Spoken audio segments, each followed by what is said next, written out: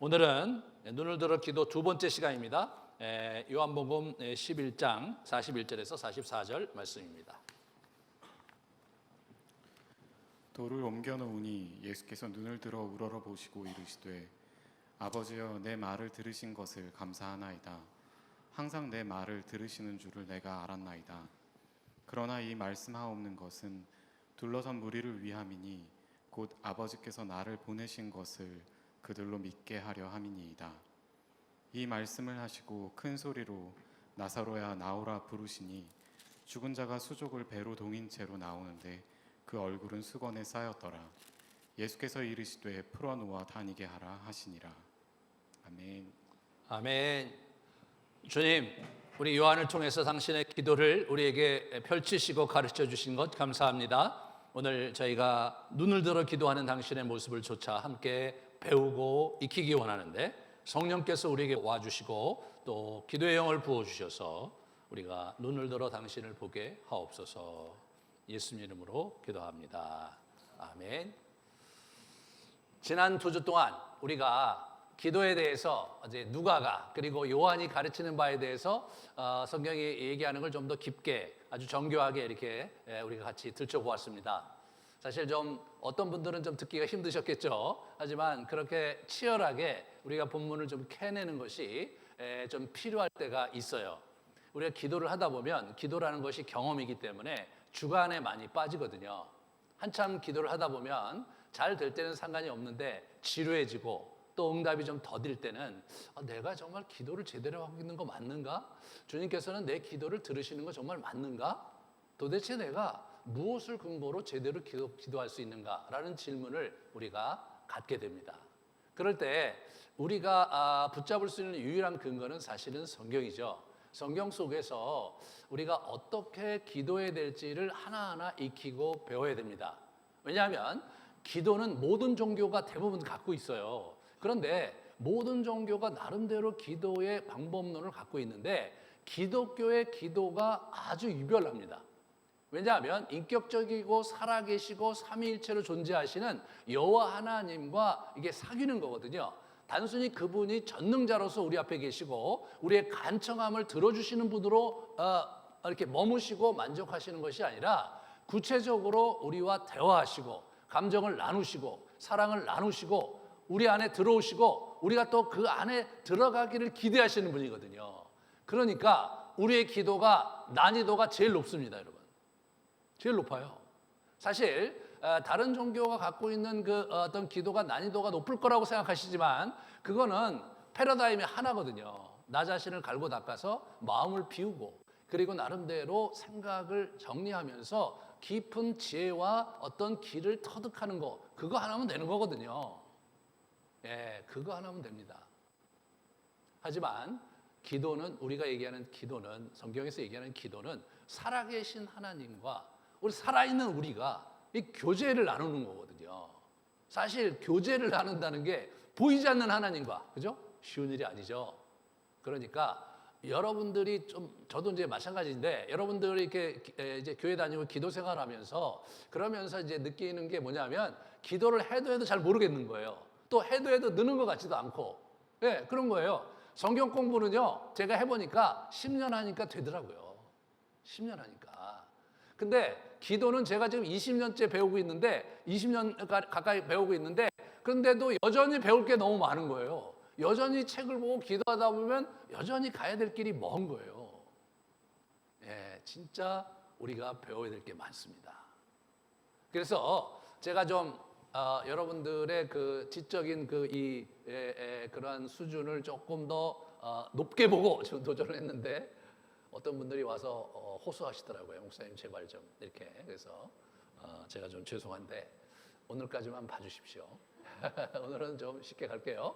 자, 그러면 2주 동안 열심히 했지만 여러분이 기억이 잘 안 날 테니까 앞부분을 잠깐 제가 좀 요약하면서 보겠습니다. 우리가 누가와 요한을 얘기했는데 누가는 저렇게 했어요. 그래서 주기도문이 기도를 가르쳐달라는 요청을 기다리시다가 뒤늦게 예수님이 가르쳐 주시면서 기도를 가르치셨다. 간구기도 가르치는데 마태처럼 먼저 그의 나라와 그의 일을 구할 것을 강조하셨다는 것을 말씀했을 뿐만 아니라 누가는 항상 기도하며 깨어있을 것을 권면하고 있습니다. 두 군데서나 그렇게 하고 있거든요. 누가가 저렇게 다른 복음서에 비해서 기도를 많이 얘기한 것은 그의 스승인 바울이 기도의 사람이었기 때문에 그래요. 그 바울 서신에 보면 엄청나게 기도 얘기가 많이 나오거든요. 그럼 자, 바울은 또 어땠는가를 보면 바울은 의외로 간단해요. 저분은요. 기도를 많이 하시고 기도에 대한 언급을 하셨지만 정교한 기도에 대한 이론이 있는 것은 아니에요. 그냥 성령 충만의 능력, 충만과 능력, 이런 사역 중심의 기도를 하셨어요. 이번에 능력 있는 종이었거든요. 기도하고, 그죠? 그리고 능력을 행하는, 그것은 특별히 은사, 방언과 예언과 은사를 그것을 구하라고 이분이 얘기하신 거예요. 이 성령의 은사를 구하라고 얘기하시는 분 저분 한 분이세요. 저분은 복음의 한 복판에서 복음을 전하는 현장 속에서 치열한 핍박과 고난을 당하면서 이걸 이겨내시면서 돌진하고 있었기 때문에 약간 좀 전투용 기도를 이분이 계속해서 이렇게 펼쳐가셨고, 물론 자기 성찰을 하고 그런 부분도 이분이 놓치지 않으셨어요. 그러니까 저분은 사실 바울은 기도 이야기가 심플합니다. 그러니까 누가와 비슷한 맥락에서 이해하시면 돼요. 그 다음 걸 보시면 우리 히브리서 야고보인가요? 보세요. 예, 야고보는 많이 5장밖에 안 되니까 정욕이 아닌 믿음으로 구하라, 치유를 위해 기도하라고 일반적인 그러한 간구에 대해서 얘기를 했고요. 그 다음에 우리 베드로 볼까요? 베드로는 좀 기도의 원리를 좀 얘기를 했어요. 특별히 그 정신을 차리고 근신하며 기도하라고 자기 경험 속에서 나온 그 이야기들을 좀 했죠. 그리고 성품의 열매에 대해서 얘기했죠. 그래서 이제 돌을 닦듯이 인내와 절제 위에 덕을 이렇게 쭉 쌓게 하는 그런 이야기들을 했습니다. 다시 말해서 우리 바울과 야고보와 베드로는 사실 누가의 기도하는 패러다임 속에서 약간의 좀 다른 포인트들을 이야기했을 뿐이지 일단 기도의 패러다임 자체가 비슷해요. 그런데 요한은 완전히 다른 패러다임 속에서 기도를 우리에게 가르쳐주고 있는 겁니다. 그것이 지난 시간에 제가 열변을 토했는데 잘 기억에 남지 않는 그것입니다. 그래서 제가 다시 한번 리마인드를 할게요. 예. 먼저 제가 얘기했듯이 이 기도라는 단어를 사용하지 않았다. 이게 충격인 거예요. 이분은 왜 기도라는 단어를 요한복음에 하나도 사용하지 않았는가? 이분은 그렇다고 해서 기도라는 말을 안 썼는가? 그건 아니에요. 계시록에 보면 기도에 대해서 얘기했거든요. 성도가 이렇게 올려드리는 기도에 대해서 그 천상에서 우리의 기도가 이게 이제 이렇게 큰 대접에 금제단 앞에 이렇게 대접에 이렇게 올려서 여호와 하나님께 올려지는 그런 그 환상을 보고 우리에게 기록을 한 거예요. 그런 면에서 우리의 기도가 땅에 떨어지지 않고 하늘에 상달되고 있는 것을 그는 보고 기도에 대해서 독려를 했거든요.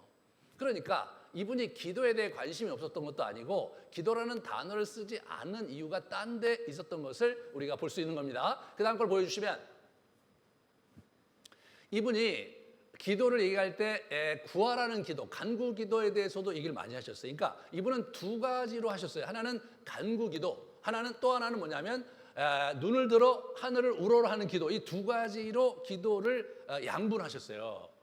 예? 무슨 말인지 알죠? 그러니까 간구 기도는 우리가 일반적으로 드리는 거 아니에요. 그죠? 그리고 우리가 하나님께 나아갈 때 간구하고 감사하고 또 이렇게 찬양하고 이런 부분에서 하나님께 간청하는 그 기도에 대해서 이분이 저렇게 얘기를 했죠. 근데 이분이 간구 기도할 때 이분이 다른 사람과 달랐던 것은 예수의 이름으로 구하라는 말을 이분이 처음으로 하신 거예요.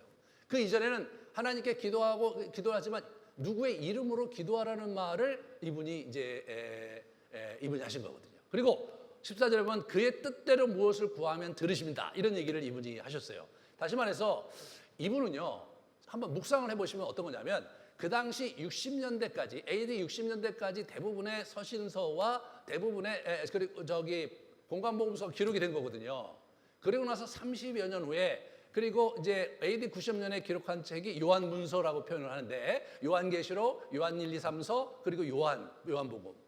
그러니까 이게 완전히 다른 시대 속에 다른 의도 속에 기록된 게 너무나 분명하잖아요. 요한은 이미 다 알고 있었던 거예요. 저런 누가와 바울과 베드로와 다 알고 있었던 거예요. 야고보 다 알고 있었죠. 그거를 충분히 알고 있으면서 새롭게 거기서 얘기하지 않았지만 중요한 그러한 기도의 하나의 또 다른 영역을 이분이 강조하고 싶었던 거예요. 그러니까 단어를 다르게 쓴 거예요. 그리고 이게 시각과 포인트도 다른 거였어요. 자, 그 다음 걸 보여주시면 이분이 그렇다고 해서 기도가 이제 내 영혼이 잘됨 같이 내가 범사에 잘되고 강건하기를 구하라. 그러니까 기도에서 뭐 일상에 우리가 필요한 것 이렇게 저런 기도를 하다 보면 뭐 기복적이다 이런 생각이 좀 들잖아요. 그런 거를 무시한 게 아니었어요. 일상의 삶 속에서 여러분과 제가 필요한 것을 하나님께 구하는 거, 이분이 기도 자기 직접 하셨던 거예요. 다시 말해서 간구 기도와 또 우리의 필요를 아뢰는 기도를 이분도 중요하게 생각하셨다는 것을 우리가 이제 기억해야 합니다. 그리고 이제 세 번째로는 아까도 말씀드렸지만 예수 이름으로 기도하는 거. 예수 이름으로. 예, 그 이전에는 그렇게 안 했거든요. 예? 내 이름으로 아버지께 무엇을 구하든지 다 받게 하려 함이라. 지금까지는 너희가 내 이름으로 아무것도 구하지 아니하였으나 구하라 그리하면 받으리니 이런 얘기를 하신 거예요. 그러니까 기도에 대해서 예수님의 이름으로 기도하는 것이 굉장히 중요하다는 걸 예수님 강조하셨거든요. 실제로 AD 90년대에 적그리스도가 나타났고요. 예수 그리스도를 인간이라고 주장하는 그러한 이단들이 있었던 것이 그 요한 1, 2, 3서에 나타나거든요.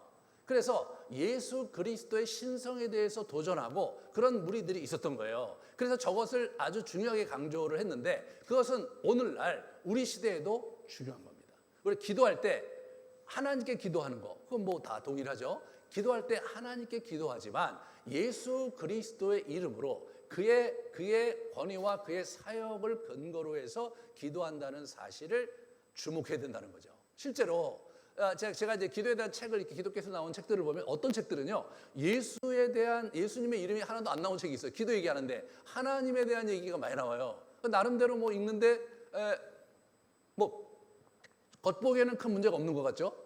근데 이게 예수를 빼잖아요? 그럼 어떤 일이 벌어지냐면 기도의 영역에 모든 종교들이 기도의 영역이 있어요.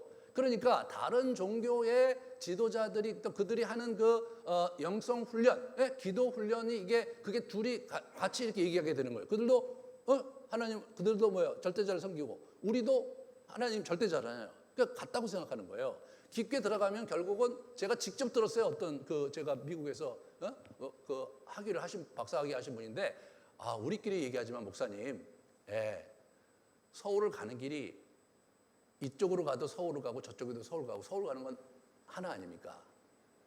그러므로 우리가 이런 면에서 양보해야 됩니다. 이런 얘기를 저한테 하시더라고요. 자, 개인적으로 그분 참 너무 귀한 분이고 제가 좋아하는 분이었는데 그때 제가 좀 충격을 받았어요. 아니 이게 도대체 무슨 얘기인가? 예수 그리스도 외에는 구원받을 이름을 준 적이 없다고 했는데 예수 그리스도를 빼놓고 기도 훈련을 한다는 게 도대체 무슨 말인가? 예수 그리스도가 우리의 중보자신데 그렇잖아요? 예수 그리스도의 십자가의 죽으심과 보혈의 공로로 우리가 예수님께 나아갈 수 있는 담력을 얻었고 그의 사랑을 구할 수 있는 기회를 얻었는데 어떻게 예수님 얘기를 빼고 절대자를 섬기는가 말이에요. 그런 부분에서 지금도 그런 어려움이 있어요. 그런데 1세기 말에도 그런 문제가 있었던 거예요. 그래서 우리가 예수의 이름으로 기도하는 게 참 중요해요. 그냥 뭐 하면 아멘하고 막 아무 때나 막 아멘하고 그렇게 하듯이 막 예수님의 이름을 주여 이렇게 막 이름을 남발하는 거 그거 참 불경스러운 일입니다. 우리의 마음을 담아서 정말 예수님의 고마운 마음으로 정말 당신의 이름으로 기도합니다. 이렇게 하는 것이 우리가 해야 될 기본적인 태도입니다. 그게 참 중요해요. 뿐만 아니라 이 요한복음에 이제 드러나는 부분에 특별히 하나님의 영광을 구하는 일에 대해서 우리가 주목해야 됩니다. 자, 서로 영광을 취하고 유일하신 하나님께로부터 영광을 구하지 않는다. 그런 얘기가 나오죠. 자기 영광을 취한다는 거예요. 여러분, 나는 내 영광을 구하지 아니하나 구하고 판단하시는 이가 계시다. 이 영광에 대한 얘기를 하는 거예요. 영광은요, 히브리어로 카보드라는 단어에서 나온 건데 카보드는 무거움 그런 뜻이에요. 커다란 이게 쇳덩어리가 무겁듯이 카보드라는 것이 나온 건데 이게 무슨 얘기냐면 그 사람의 존재의 무거움이에요. 그 사람의 존재 가치, 그 사람의 어떤 능력, 그 사람의 실체와 실존이 드러날 때 그걸 이제 뭐냐면 영광이 드러난다 그러는 거예요. 그 사람의 가치와 존재를 찬양할 때 그에게 영광이 돌아가는 거예요. 여러분 이거예요, 이거.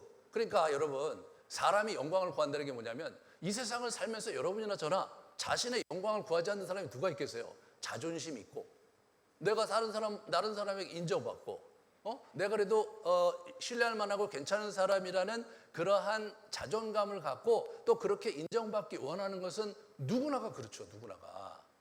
그렇지 않습니까? 그래서 사람들이 그 이생의 자랑, 그래서 내가 뭐 다른 사람보다 뭐가 낫고 내가 재능이 있고 내가 뭘 했고 이런 것들이 끊임없는 관심사잖아요. 여러분과 제가. 그러니까 이게 사실은 우리의 영광이라는 거예요. 그런데 이 기도할 때 우리의 영광을 취하면 안 된다는 거예요. 예수님께서 말씀하시기를. 저게 누구냐면 우리 서기관과 바리새인들이 자기의 영광을 취한다 이거예요. 그 사람들이 신학을 하는 사람들인데 자신의 영광을 취한다 이거예요. 그 사람들이 들으면 놀랄 일이죠. 그렇잖아요. 자기가 하나님을 섬기는데 왜 내가 내 영광을 취하냐? 그게 무슨 얘기냐면 자기 중심으로 자기 것을 구하고 자기가 정말 주님 내가 뭐 여자로 태어나지 않은 것을 감사합니다. 이런 이따위 기도를 해요. 주님 내가 일주일에 2번 내가 금식합니다. 이런 걸 막 길거리에서 막 하면서 기도하는 사람들이 이 사람이 뭐예요? 자신의 영광을 구하는 기도가 맞잖아요. 그게. 예? 이거 하나님 되게 싫어하시는 거예요. 그래서 뭐냐면 예수님께서 뭐라고 그러십니까? 먼저 그의 나라와 그의 일을 구하라. 하나님의 영광을 위해서 살라는 거예요. 예수님도 나중에 이제 제가 강의하겠지만 요한복음 17장 1절에 보면 자신을 영화롭게 해달라고 하세요. 근데 이분이 그 다음에 무슨 얘기 하시냐면 내가 당신을 영화롭게 하기 위해서 주님 나를 영화롭게 하사 나로 하여금 당신을 영화롭게 하게 해 주십시오. 나오는 거예요. 이게 핵심인 거예요. 우리의 존재됨과 우리의 존재 가치와 우리가 정말 소중하고 귀한 사람인데 그런 존재인데 그것 자체가 중요합니다. 그런데 그것 자체가 하나님께 영광이 되는 삶을 살게 하는 거, 그렇게 우리의 존재가 드려지는 거, 그게 우리 그리스도인들이 추구하는 가치라는 거예요. 네? 하나님을 덕입어 내가 잘 살고 하나님의 은혜로 내가 빛나는 그런 형태의 삶을 추구하는 것 조심해야 된다는 거예요. 아무도 성도들 중에 그거를 의식적으로 추구하시는 분은 거의 없을 거예요. 하지만 이게 우리가 정신을 못 차리고 있으면요, 자기도 모르게 자기의 영광을 취하고 있는 거예요. 네, 기도를 열심히 하는데 기도에 대한 자랑이 늘어나고, 기도를 열심히 해서 자기가 응답을 많이 받은 걸 그걸 또 자랑하고 이렇게 하는 거예요. 그리고 나중에 가다 보면 자기 욕심으로 끝나는 분들이 더러 있잖아요. 네, 그렇잖아요. 그게 뭐예요? 자기의 영광을 취하는 거예요. 네. 여러분이나 저나 뭐 내가 내 영광을 취하나, 나는 뭐 내 영광이라는 말 자체를 나에게 쓰는 것 자체가 사실은 뭐라고 할까, 그렇게 타당하지 않다고 느끼죠. 하지만 실제로 나 자신의 존재 가치와 나의 중요성을 인정받고 싶고 그것이 드러나는 것을 즐기는 것이 우리거든요. 우리의 기도 생활이 거기에 머무를 때 치명적인 문제가 되는 것입니다. 예수님께서 넌더리를 내셨어요. 아주 싫어하셨어요. 이 부분을 요한이 강조하고 있습니다. 그런 부분에서 요한은 남다른 시각에서 기도를 지금 뭔가 이렇게 얘기하고 있다는 게 이런 거 몇 개만 봐도 금방 드러나요. 그러니까 이전에 기술되어 있는 공간복음과 서신서들에서 놓쳤던 부분을, 그 중요한 부분을 콕콕 찔러서 이분이 얘기하고 계신 거예요. 자, 그러면 우리가 이제 지난주에 했던 눈을 들어 기도하는 거를 얘기를 했어요. 제가 지난주에. 그래서 뭡니까? 굉장히 중요한 본문이 오늘 41절, 42절, 그리고 요한복음 12장 27절, 30절, 요한복음 17장 1절에서 8절 보면 이렇게 보시면 눈을 들어 우러러보고 이르시되 이렇게 감사하다 이렇게 얘기하셨잖아요. 그 다음 걸 보여주세요. 그 다음 걸 보여주시면 요한복음 12장 27절은 눈을 드러나는 표현은 없는데 내용이 자기가 괴로워서 자기 얘기를 토로하고 계세요. 17장 1절에 보면 눈을 들어 하늘을 우러러 이르시되 아버지여 때가 이르렀사오니 아들을 영원하게 하사 아들로 아버지를 영원하게 하옵소서. 제가 얘기했던 거죠. 저게 이제 저 문장이 잘 들어와야 돼요. 나를 영화롭게 하사, 주님 나를 잘 되게 하시고 주님 나의 존재를 높여주시사 내가 그것으로 하여금 당신께 영광을 돌리게 하소서. 이렇게 기도하라는 거예요. 그렇게 기도하라는 거예요. 자, 이렇게 이제 했는데 여기서 제가 지난주에 주목했던 것은 이게 이분이 눈을 들어 기도하다가 가라가 단순히 예수님께서 뭐 눈을 들어 기도하셨나 보다라는 그런 정도의 중요성을 갖고 기록한 것이 아니라 이것은 상당히 의도적인 그런 어구를 사용한 것이다. 그래서 마태, 마가, 누가가 주목하지 않았던 단어를 이분이 착안해서 그거를 썼는데 그다음 걸 보여주시면 그것은 시편 121편과 123편의 저 용법과 맞게 그 단어를 그대로 가져다가 썼다는 것을 제가 아주 강력하게 주장을 했어요. 그래서 주여 내가 눈을 들어 23장 1절 2절에 보면 주께 향하나이다. 상전의 손을 바라보는 종들의 눈같이 여주인의 손을 바라보는 여종의 눈같이 우리의 눈이 여호와 우리 하나님을 바라보며 우리에게 은혜 베푸시기를 기다리나이다. 이게 이제 이렇게 되면 어떻게 되면 그냥 이렇게 뻥 뚫리는 거예요. 성경이 이렇게 신구약에 이게 뻥 뚫릴 때가 있는 거예요. 아, 요한이 이 생각을 하면서 지금 예수님께서 이렇게 눈을 들어 기도하는 그 모습에 그 단어를 그대로 갖다 쓰면서 이 용법과 이러한 형태의 기도를 우리에게 설명해 주려고 하는구나를 제가 증명하려고 진짜 많이 애를 썼는데 기억하시는지 모르겠어요. 이게 왜 중요하냐면 제가 이 눈을 들어 기도하는 것은 요한이 의도적으로 쓴 고유 용법이었다. 다시 말해서 이것은 고유명사로 이분이 쓰고 싶었다. 그 얘기를 하려고 하는 거예요. 그러므로 우리가 이제 용법상 내가 눈을 들어 기도하기라는 표현이 가능하다는 것을 그리고 이것은 요한이 예수님의 기도 중에 굉장히 중요한 그 예를 그리고 그렇게 기도하라는 것을 가르쳐주기 위한 그의 의도였다는 것을 증명하려고 무지무지 애를 쓴 거예요. 증명이 됐는지는 모르겠는데 저지가 그거 한 거예요. 그렇게 함으로써 우리의 기도하는 데 있어서 우리가 새로운 차원으로 나아가는 데 있어서 중요한 디딤돌을 함께 놓고 싶었던 겁니다.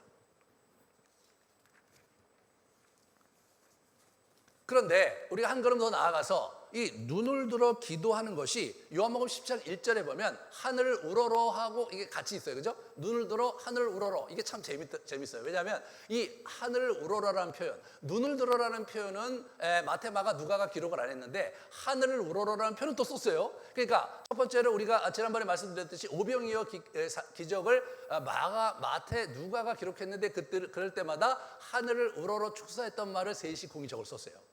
근데 눈을 들어라는 말을 쓰지는 않았어요. 그런데 이 마가가 이분이 또 재미있는 분이에요. 마가가 하늘을 우러러 탄식하시며 그에게 이르시되 에바다 하시니 이는 열리라는 뜻이다. 그의 귀가 열리고 혀가 맺힌 것은 곧 풀려 말이 분명해졌더라. 이렇게. 그러니까 이게 이제 뭐냐면 하늘 우러러 탄식한다는 이 표현이 사실은 오늘 본문과 좀 맥이 닿아 있죠. 이분이 이제 굉장히 괴로워하시고 이제 안타까워하시면서 불쌍히 여기시고 이런 그의 심중이 이렇게 움직이는 그런 부분이 이게 연결이 되어 있는데 하늘을 우러러 이렇게 그 표현을 쓴 거예요. 그러니까 요한은 지금 하늘을 우러러라는 말이 마태, 마가, 누가에게 나와 있었다는 것을 알지 않았을까? 저는 그게 보는 거예요. 예. 그런데 이분이 지금 눈을 들어라는 표현을 쓰려고 하는 데 있어서 17장 1절에 하늘을 우러러를 거다 이게 함으로써 이게 예수님이 눈을 들어 하늘을 우러러 이렇게 이 표현 자체가 예수님의 기도 태도와 자세에 굉장히 중요한 초점이었고 자기는 그 부분에 특별히 주목하면서 기도에 눈을 들어 기도하는 부분을 우리가 주목하며 이전에 얘기했던 그런 공간복음에서 또는 우리 서신에서 얘기했던 기도의 영역이 아닌 새로운 차원의 관계 중심의 기도의 영역을 이렇게 열어가고 싶은 그분의 의도가 있었다는 거죠. 자, 그러면 우리 이 눈을 들어라는 기도, 이 기도를 세 개를 이렇게 볼 때 우리가 이런 걸 생각해요. 첫 번째 이분이 하나님을 아버지라 호칭해요. 아버지라는 말을 사실은 마태, 마가, 누가는 마가가 썼을 뿐이지 안 썼어요. 왜냐? 유대인들은 하나님을 아버지라고 호칭한 것은 극히 이례적인 극히 예외적으로 썼지 일반적으로 쓰질 않았어요. 왜? 불경스러우니까. 이게 약간 권위구조 속에서는 그렇잖아요. 우리가 부모님의 이름을 그냥 막 부르질 않고 쉽게 부르질 않잖아요. 그죠? 어르신들의 이야기를 그렇게 어른들을 호칭할 때 조심스럽게 호칭하듯이 하나님을 그렇게 호칭했는데 예수님은 아버지라고 호칭한 것을 그대로 우리 요한이 쓰고 있었다. 그 다음에 당신의 이름으로 그렇게 하면서 하나님의 이름을 소중히 여겼을 뿐만 아니라 자기의 이름을 또 소중히 여겼다. 다시 말해서 인격적인 관계의 용어를 이분이 사용하심으로써 이 눈을 들어 기도하는 것 자체가 인격적인 관계에 비중이 있었던 부분, 초점이 있었던 부분을 우리가 엿볼 수가 있는 거죠. 그러면 이 친밀한 교제가 있는데 이 친밀한 교제가에서 굉장히 중요한 게 복종이에요, 복종. 예수님께서 저 세 개가 다가 이렇게 복종에 대해서 자신의 존재와 영광과 하나님의 영광을 위한 기도를 하거든요. 하나님의 영광을 위해. 자신의 감정과 생각을 솔직하게 토로하지만 그 생각과 감정이라는 게 뭐냐면 하나님의 뜻을 행하는 데 있어서 괴로웠던 거거든요. 괴롭지만 아버지의 뜻을 따를 것을 분명히 하는 복종의 태도를 그분께 보이는 장면이에요.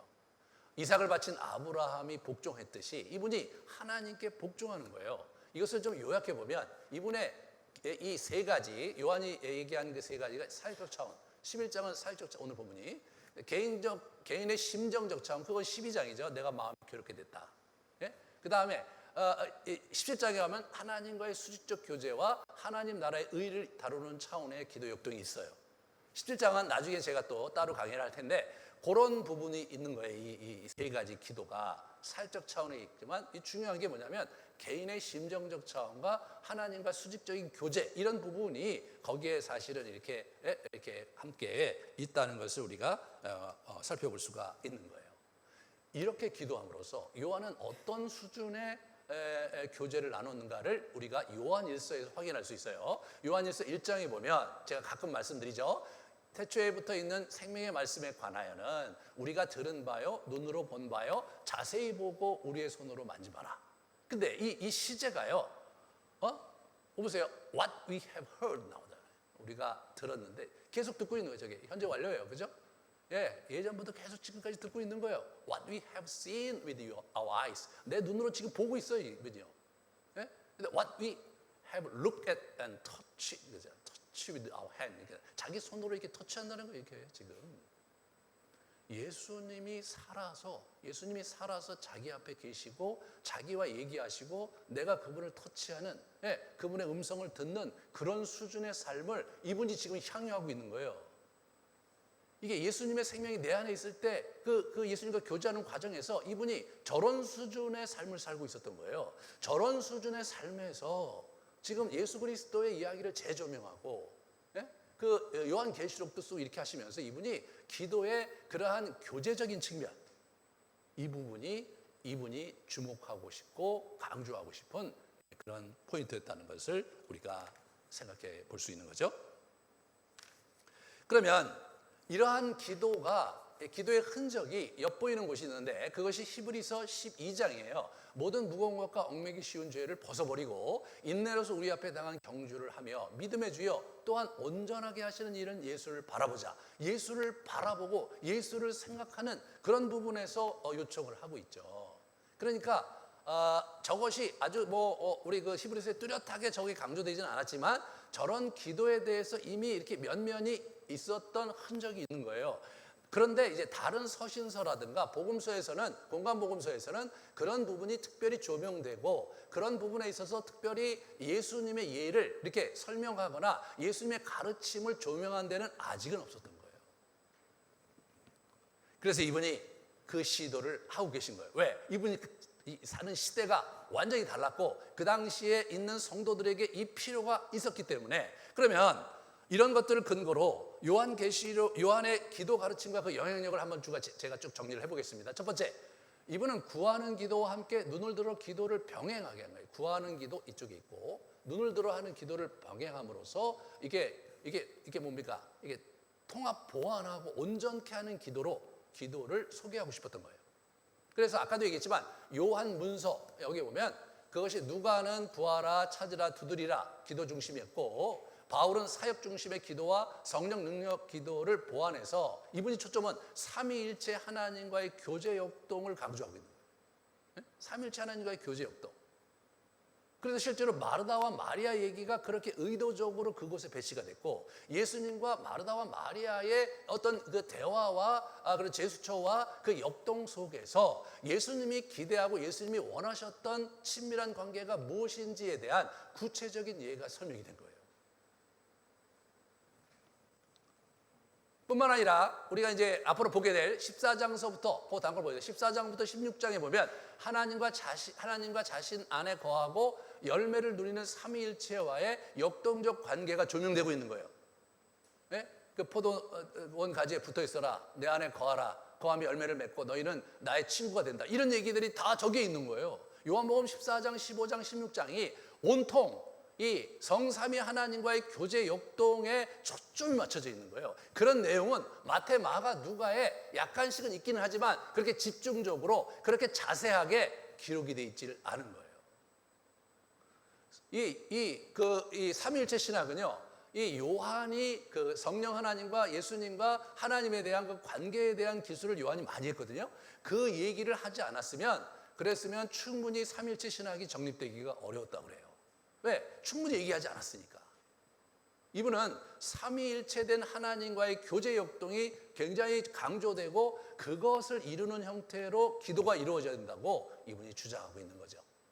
그러므로 우리가 이제 볼 때 그럼 왜 그분이 그렇게 할 수밖에 없었느냐? 이거 완전 60년대 바울과 다른 사도들의 시대와 완전히 다른, 그때는 막 전진 또 전진, 예, 교회가 막 개척이 되고 많은 사람이 예수님께 나오고 말해요. 전도가 되고 교회가 계속해서 개척하면서 성장이 되는 그런 시대를 살고 있었을 때에 그들이 사역 중심과 성령의 능력 중심의 그런 형태로 기도를 이제 했던 거죠.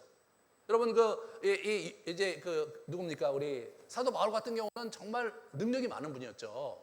이사와 기적도 많았고, 예? 성령의 은사에 대해 기도하시고 그랬잖아요. 마치 저희 나라에 우리 70년대 막 부흥기가 일어났을 때 부흥 강사들이 그런 역동과 능력을 갖고 있었던 분들이 많았거든요. 단 한 가지 다른 것은 우리 사도 바울은 바리새인 출신이었기 때문에 신학적으로 깊이가 있었고 성경적으로 굉장히 해박했어요.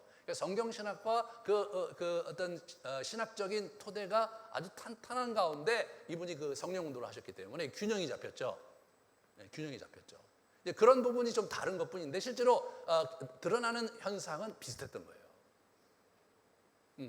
그렇지만 요한이 사역하고 있던 그 시대는 얘기가 완전히 달랐거든요. 로마 정부가 대놓고 기독교를 핍박하기 시작했고 황제 숭배를 안 하는 기독교에 대해서 완전히 말살하려고 막 사람들을 죽이고, 예, 그랬고 막 유대교는 또 유대교대로 막 교회당에서 내쫓으면서 이 사람들을 많이 핍박했습니다. 그런 가운데서 교회가 많이 무너졌죠. 많이 흩어졌어요. 이단에 휩쓸리고 심지어는 또 아예 그냥 유대교로 귀의하는 분들도 많았어요. 이분이 이제 섬기고 있었던 소아시아 교회 7교회가 이제 요한계시록에 나오잖아요. 대부분 다 문제가 있는 거예요. 한 교회 외에는 다 문제가 있는 거예요. 심지어는 자기가 담임하고 있는 에베소 교회가 첫사랑을 잃어버렸다 이거예요. 이분의 핵심 가치가 사랑이에요. 그래서 그 책에 계속 사랑에 대한 얘기가 나오는데 자기가 섬기는 교회도 사랑이 식었어요. 이게 우리 요한이 직면하고 있었던 그 시대의 상황이었다는 거예요. 그러므로 요한은 그런 상황 속에서 이게 뭐예요? 전진 또 전진, 돌파 뭐 이렇게 그런 쪽의 메시지는 이미 충분히 전달이 됐는데 그것이 아니라 예수님과의 깊은 교제와 교감 속에서 그러면서 그 시대를 버텨내고 이겨내고 성령의 인도하심과 또 그분의 성삼위 하나님의 교제 속에서 이 땅을 살 힘을 얻는 그러한 영성을 이분이 강조하지 않을 수가 없었던 거죠.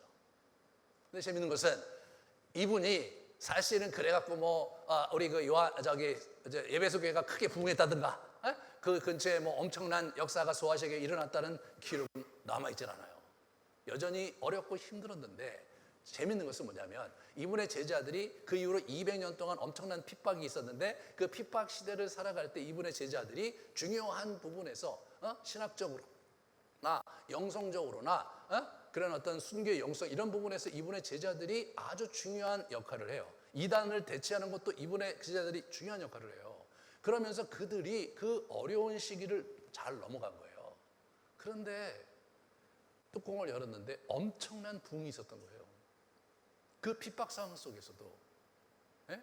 그러니까 뭔가 도전적이고 공격적이고 막 싸워내고 막 그렇게 외형적으로 해야 될 것 같은 상황이었는데 오히려 수그러들고 주님 안에서 침잠하고 그분께 거하는 역동으로 이겨냈는데 뚜껑을 열고 보니까 엄청난 부흥이 물밑에서 이루어지고 있었더라. 그게 초대교회 우리에게 보여주는 굉장히 중요한 포인트인 거예요.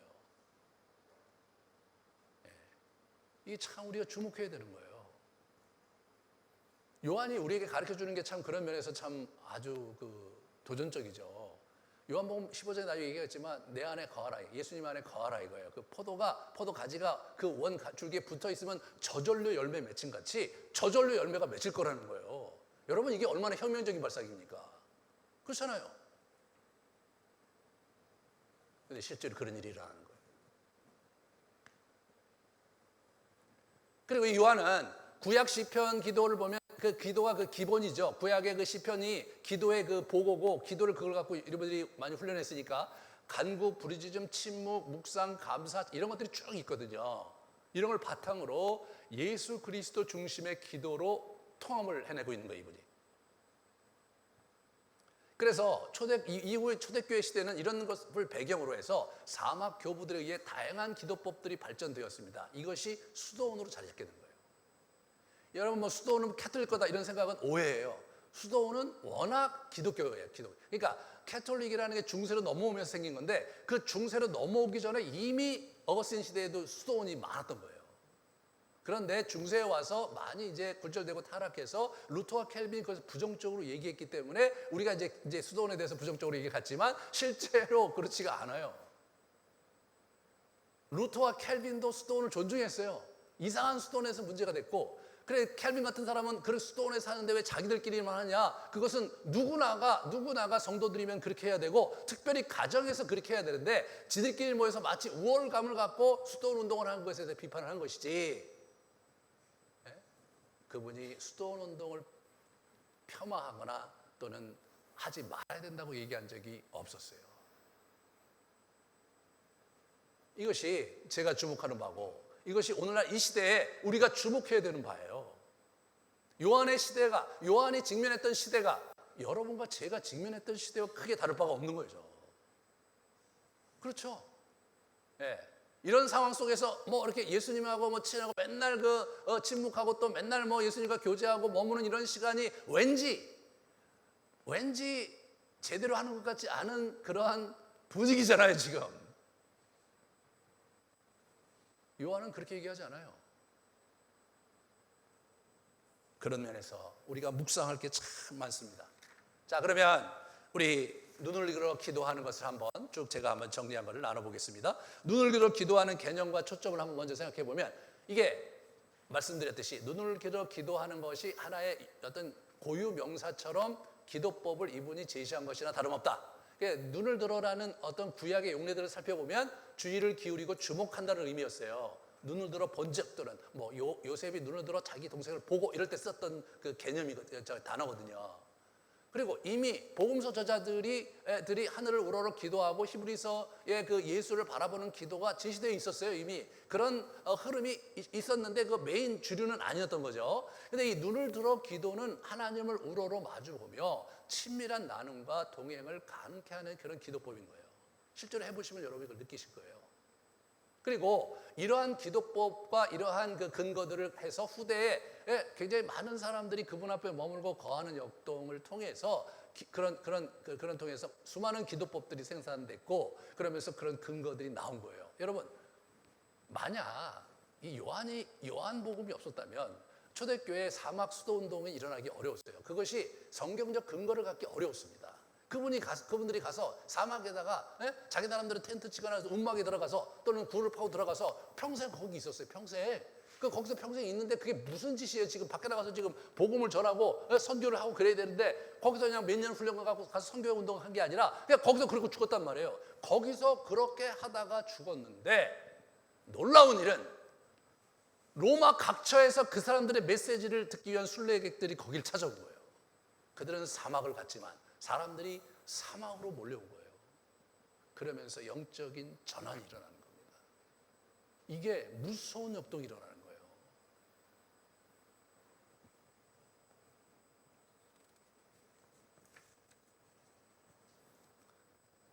자, 그러면 잠깐 우리 눈을 들어 기도하는 걸 제가 쭉 정리. 첫 번째, 잠시 멈추어 눈을 들어 주님을 바라본다. 어디를 바라보냐?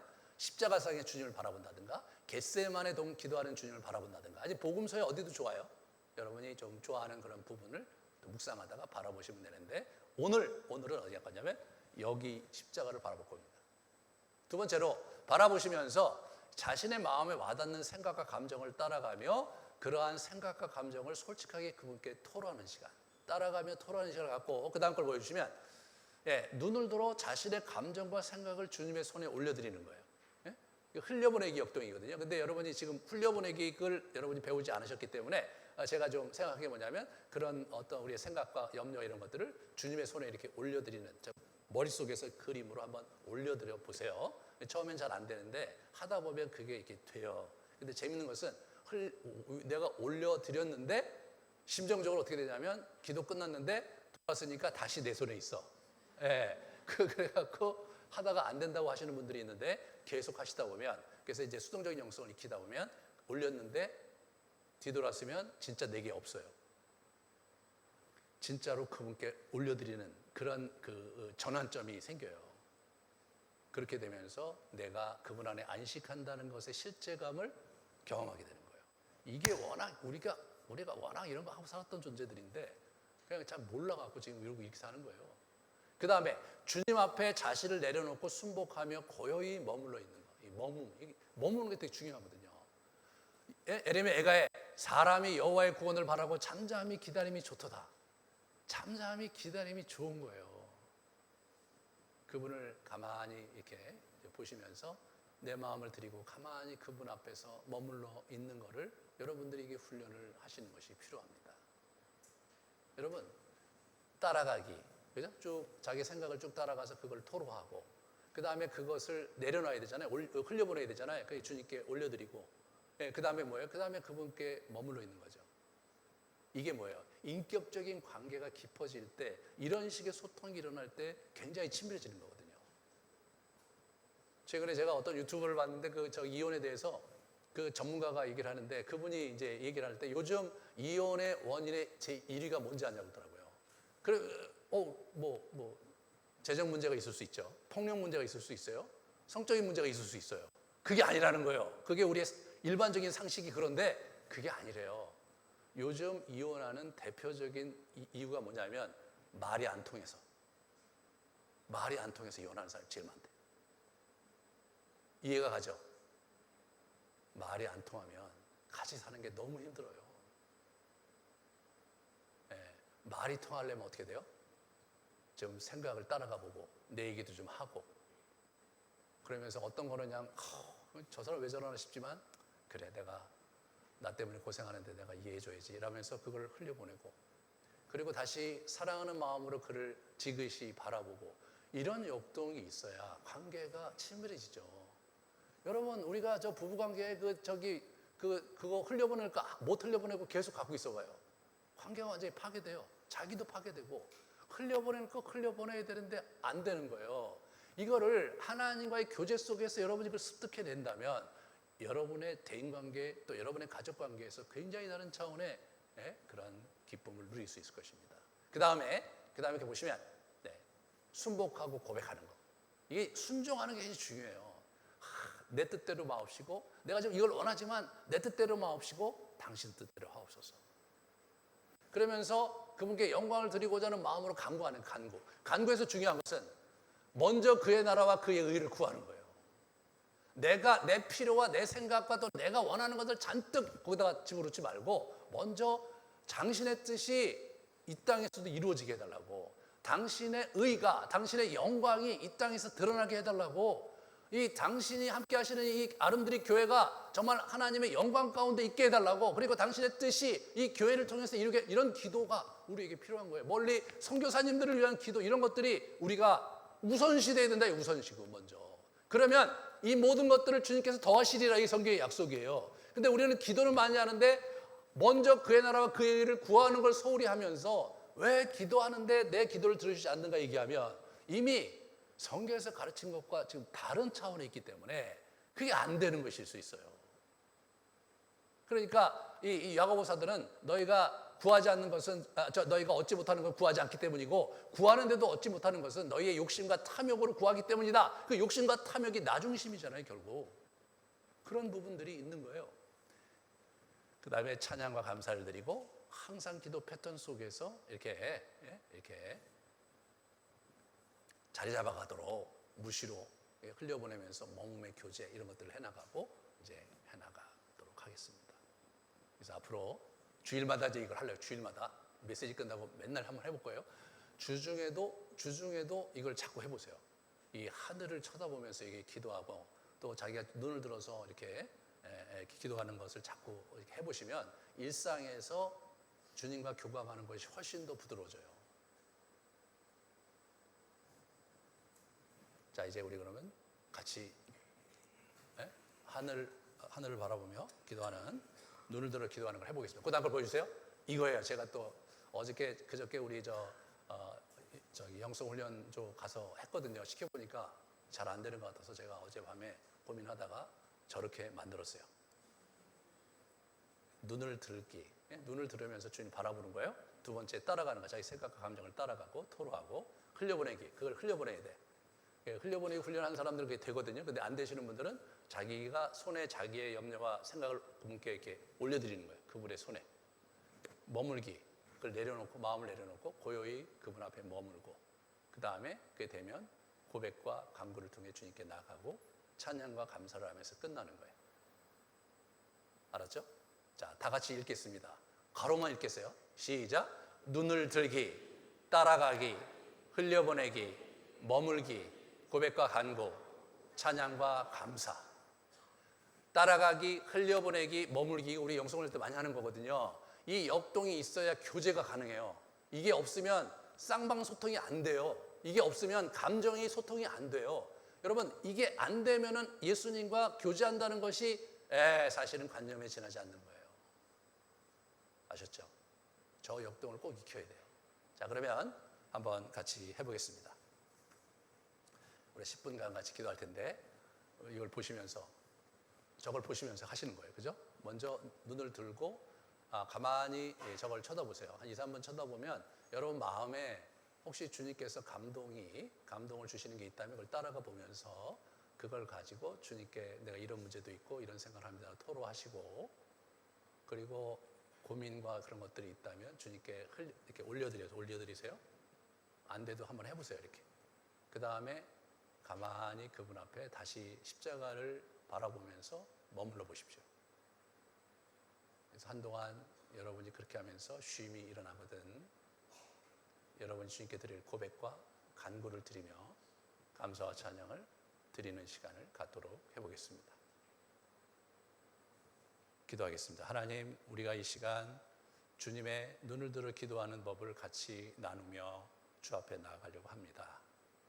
성령이여, 이 시간 우리에게 와주셔서 같이 기도하게 주옵소서.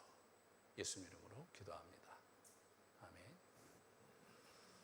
그래서 한 7, 8분을 1번서부터 4번까지 하시게 하고 제가 다시 나와서 저도 또 해보니까 저도 여기 있으면 힘들더라고요. 저 앞에서 같이 여러분 기도하고 그 다음에 같이 나와서 고백과 간구와 찬양과 감사를 같이 하도록 하겠습니다. 눈을 들어 주님께 나아가는 시간을 갖겠습니다.